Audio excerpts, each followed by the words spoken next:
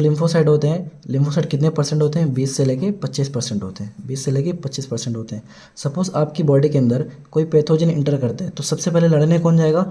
Neutrophil लड़ने आएगा। कौन जाएगा? न्यूट्रोफिल लड़ने आएगा। और न्यूट्रोफिल जब लड़ेगा तो उसकी डेड भी होगी। तो ये जो पैथोजन है ये किसको मारेगा? न्यूट्रोफिल को मारेगा। अब जब न्यूट्रोफिल मर जाएगा तो उसकी डेड बॉडी मिलेगी। अब डेड बॉडी को ही क्या बोलते हैं? पस बोलते हैं। न्यूट्रोफिल की डेड बॉडी को क्या बोलते हैं? पस बोलते हैं। सपोज़ अब बॉडी के अंदर पैथोजन इंटर कर रहा है और लग रहा है कि न्यूट्रोफिल हार जाएगा, मतलब सबसे पहले लड़ने तो कौन गया है? न्यूट्रोफिल गया है, लेकिन ऐसा लग रहा है कि न्यूट्रोफिल हार जाएगा तो जो मोनोसाइट है वो अपने आप को रिफॉर्म करेगा, अपने आप को चेंज करेगा और एक बड़ा सा WBC बन जाएगा। अपने आप को क्या करेगा? बड़े से फॉर्म में कन्वर्ट करेगा, जिसको बोलते हैं मैक्रोफेज। तो मैक्रोफेज कुछ नहीं है, मैक्रोफेज क्या है?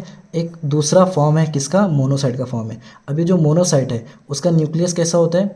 किडनी शेप होता है। कैसे शेप होता है? किडनी शेप होता है।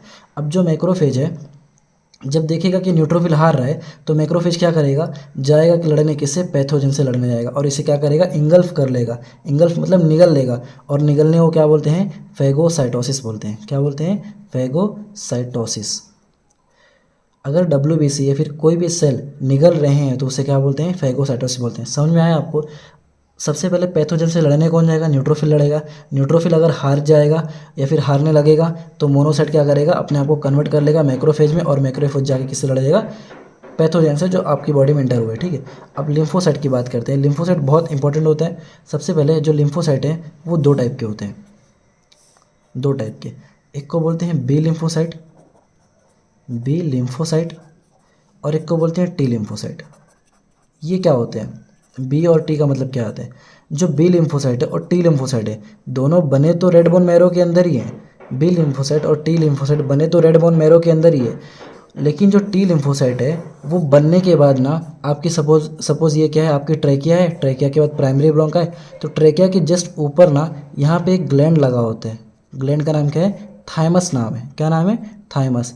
तो जब आपका टी लिम्फोसाइट बन जाएगा स्टेम सेल से, जब टी लिम्फोसाइट बन जाएगा तो टी लिम्फोसाइट निकल के कहाँ चला जाएगा? थाइमस ग्लैंड के पास चला जाएगा मैच्योर होने के लिए। क्या होने के लिए? मैच्योर होने के लिए। टी लिम्फोसाइट बनेगा बोन मैरो से, मैच्योर कहाँ होगा? थाइमस में होगा। लेकिन जो बी लिम्फोसाइट है वो बनता भी रेड बोन मैरो के अंदर है, मैच्योरेशन भी कहाँ होती है? बोन मैरो के अंदर होती है। कहाँ होती है? बोन मैरो के अंदर होती है। और इसकी मैच्योरेशन कहाँ होगी? थाइमस में होगी। कहाँ होगी? थाइमस में होगी। समझा इतना? अब जो बी लिम्फोसाइट है वो 2 टाइप के होते हैं। एक को बोलते हैं प्लाज्मा सेल, एक को बोलते हैं प्लाज्मा सेल, और एक को बोलते हैं मेमोरी सेल। एक को क्या कहते हैं? मेमोरी सेल बोलते हैं। प्लाज्मा सेल आगे जाके क्या बनाएगा? एंटीबॉडी बनाएगा। एंटीबॉडी के लिए आपको एक अलग से लेक्चर मिल जाएगा कि एंटीबॉडी क्या होता है, कैसे काम करता है, किस चीज़ों से बना होता है। तो बी लिम्फोसाइट 2 टाइप के, plasma cell, memory cell. Plasma cell क्या बनाएगा? एंटीबॉडी बनाएगा। और मेमोरी सेल याद रखेगा कि जो पैथोजन आज इंटर हुआ है वो इससे पहले कभी इंटर हुआ था क्या, या फिर आने वाले टाइम में ये इंटर हो सकता है, तो उसकी क्या करेगा? स्ट्रक्चर को याद रखेगा। जब जो टी लिम्फोसाइट है उसके अलग अलग टाइप होते हैं। सबसे पहला जो सेल है उसे बोलते हैं natural killer cell, natural killer cell. एक को बोलते हैं helper T cell, helper T cell. एक को बोलते हैं सप्रेसर टी सेल, एक को क्या बोलते हैं? Suppressor T cell. और एक को बोलते हैं साइटोटॉक्सिक टी सेल। और एक का नाम क्या है? Memory cell, memory cell. तो टोटल कितने टाइप के टी लिम्फोसाइट हो गए? 5 टाइप के। Natural killer cell, helper T cell, suppressor T cell, cytotoxic T cell, memory cell. सबके अलग अलग काम है, लेकिन ये आपको नीट पॉइंट ऑफ व्यू के लिए ज़्यादा इंपॉर्टेंट नहीं है।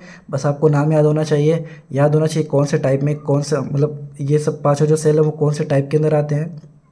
टी सेल कहाँ मैच्योर होता है, बी सेल कहाँ बनते हैं, कहाँ मैच्योर होते हैं, सबका परसेंटेज याद रखना है। सबका न्यूक्लियस कैसा होता है। अगर मैं बात करूँ लिम्फोसाइट के डायग्राम की, तो ये आपका सपोज लिम्फोसाइट है, तो उसका न्यूक्लियस क्या होगा? इतना बड़ा होगा कि साइटोप्लाज्मा को पूरा ढक लेगा। इसका न्यूक्लियस क्या होता है? बहुत ज़्यादा बड़ा होता है। समझ में आया आपको?